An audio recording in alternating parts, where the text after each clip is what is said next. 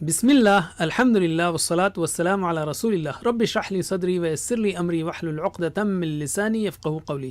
ناظرین السلام علیکم ورحمۃ اللہ وبرکاتہ۔ سیرت النبی صلی اللہ علیہ وسلم انگلیوں پر اہم واقعات کو یاد رکھیے آسان طریقے سے۔ سبق نمبر 2، سیرت کیوں اور کیسے۔ سیرت کیوں پڑھیں؟ نمبر 1، آخرت کی کامیابی کے لیے، اس لیے کہ اللہ کی اطاعت کرنا ہو تو رسول کی اتباع کرنی ہوگی۔ اتباع کا مطلب کیا؟ محبت کے ساتھ اطاعت کرنا۔ آپ صلی اللہ علیہ وسلم نے پوری زندگی کو اللہ کی عبادت میں گزارا۔ زندگی کے ہر پہلو مثلا نماز، روزہ، سونا، جاگنا، لین دین وغیرہ میں بہترین عبادت کی۔ نمبر 2، دنیا میں کامیابی کے لیے۔ دنیا میں سب سے کامیاب ترین انسان کون تھے؟ اللہ کے رسول صلی اللہ علیہ وسلم۔ آپ کے پاس بہترین لائف سکلز تھیں۔ آپ کا صبح سے شام کا ٹائم ٹیبل، آپ کے اخلاق، معاملات، بات چیت کا انداز وغیرہ ہر چیز میں کامیابی ہے۔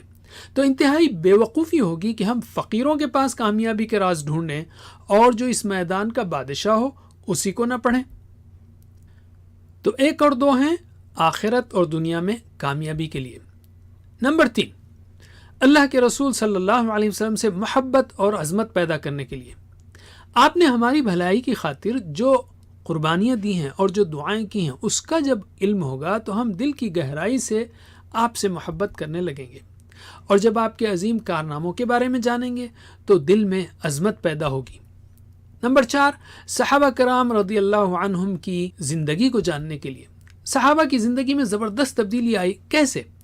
ایک طرف اللہ کے رسول انہیں قرآن سناتے، قرآن اور حکمت کی تعلیم دیتے، ان کا تزکیہ کرتے، تو دوسری طرف صحابہ آپ صلی اللہ علیہ وسلم کے ایمان و یقین، اخلاص اور عمل کو دیکھتے تو ان کا ایمان بڑھتا چلا جاتا اور وہ ہر قربانی کے لیے تیار رہتے۔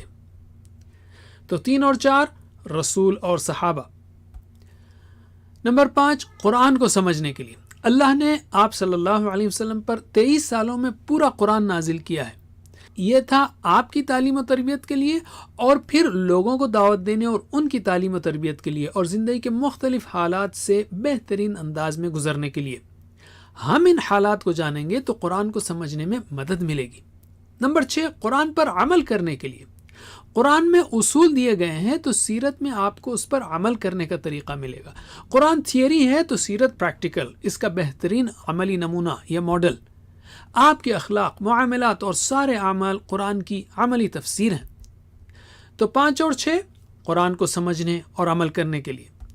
نمبر 7، اپنے ایمان کو اور اللہ کے ساتھ اچھی امیدوں کو بڑھانے کے لیے۔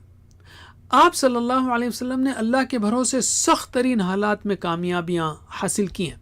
اس سے اللہ پر ایمان بڑھتا ہے کہ جو اللہ کی ہدایت پر چلے وہ کبھی ناکام نہیں ہو سکتا، اور آپ کے رسول ہونے پر بھی ایمان بڑھتا ہے کہ عام انسان کو اتنی بڑی کامیابی ہرگز نہیں مل سکتی۔ نمبر 8، دل کی خوشی اور سکون کے لیے۔ آپ اس کائنات کے بہترین انسان کے بارے میں پڑھیں گے تو یقیناً آپ کو خوشی ہوگی اور دل کو سکون ملے گا۔ تو 7 اور 8 کیا ہیں؟ ایمان اور خوشی کے لیے۔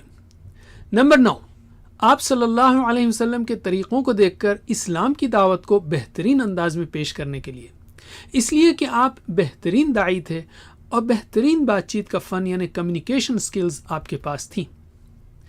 نمبر 10، آپ کے خلاف ہونے والے پروپیگنڈوں کا جواب دینے کے لیے، اس لیے کہ جب علم ہوگا تبھی تو ہم جواب دے سکیں گے۔ تو 9 اور 10 کیا ہے؟ دعوت اور دفاع۔ نمبر 11، دشمنوں کے فتنوں سے بچنے کے لیے۔ ساری زندگی آپ پر دشمنوں کے حملے ہوتے رہے، اللہ نے آپ کو زبردست معاملہ فہمی اور حالات کا تجزیہ یعنی سچویشن کی انالیسس کی صلاحیت دی تھی۔ دشمنوں کو بدترین ناکامی ہوئی۔ آپ صلی اللہ علیہ وسلم کی زندگی سے ہمیں رہنمائی ملتی ہے کہ مخالفت کے ماحول میں کیا کرنا چاہیے۔ نمبر 12، مسلمانوں کو زوال سے نکالنے اور ان کی دنیا و آخرت کی کامیابی کے لیے۔